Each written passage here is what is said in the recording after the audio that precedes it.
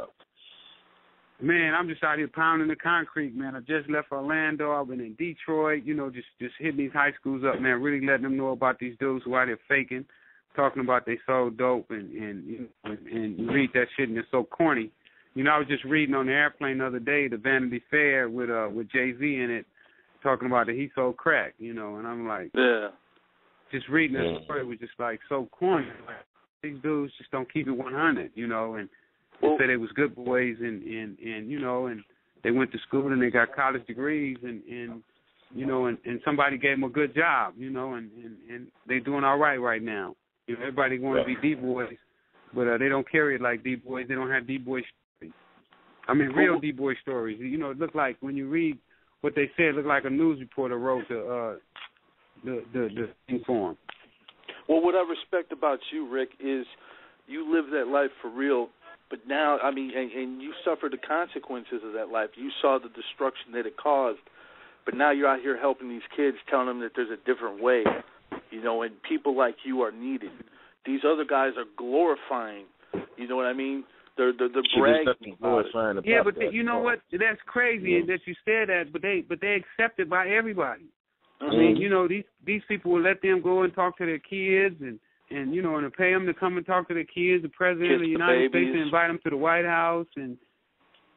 But then with me, when I did 20 years in prison, and I'm talking about not sell drugs, and hey, you got to try to make it a better way. It's a dead end it's street. Really backwards out here, man. I salute you, brother. This is Red, son. I salute this real, DJ Ready Red. You know what I'm saying? Original ghetto boy.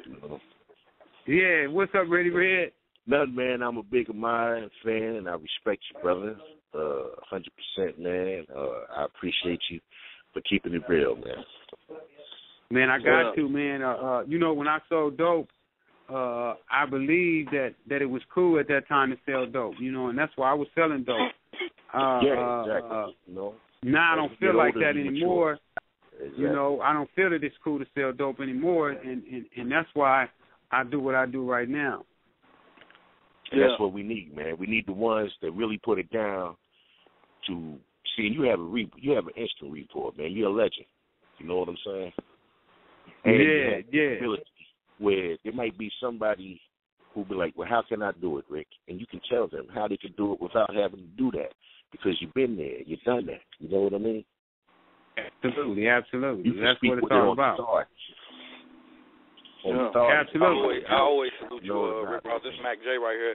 And like the last time you was on here, I say I fuck with the real Freeway Ricky, and we don't fuck with no dick tossing gay back music. We don't, you know what I'm saying? Like we ain't riding with them because them, to try to take something from somebody else and not pay homage.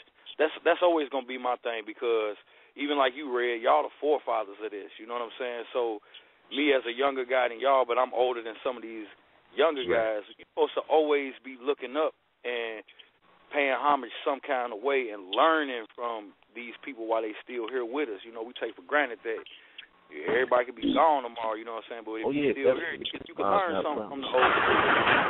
Yeah, and if you notice, when we did it, there always was a consequence to the action.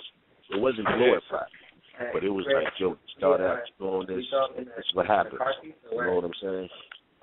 On this. So I definitely and I appreciate that, man. Well, I appreciate y'all recognizing. We here because we got some type of wisdom to share with the youngsters, man.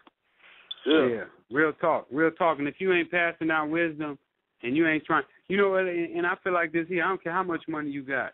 If you got all the money in the world, but you ain't willing to give nobody a helping hand, then fuck you. Exactly. I'm with you. 100%. Exactly on that. Yeah. 100%. Yeah, that Rolex could feed 20,000 children. Yeah. But last time, I know you're busy, but I just want to say this. Last time we were on the show, you know what I'm saying? I made I threw it out there and said, would you box the fake Rick Ross? And obviously he hasn't responded. But man, I want to be in that corner so bad and see it go down, man. You know what I'm saying? We got to do some Ali or some Mayweather tactics. We got to call this dude out. We got to get some flyers pressed up, everything.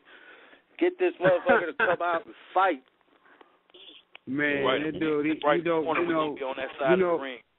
You know what? I believe that he's being financed by the police union to keep spreading bullshit to the youngsters, so they can keep filling up the penitentiaries. Because he ain't selling no music. You know, they keep playing him on the radio and keep putting out all these big expensive videos, but he ain't selling no music. So somebody is just shitting off money. Right. Mm-hmm. Yeah. Definitely. The whole facade, man. His whole thing was a facade from the get-go. You know what I'm saying? To even use your name and desecrate it on some dumb shit. And I believe it's the police union. I believe it's the police union behind him.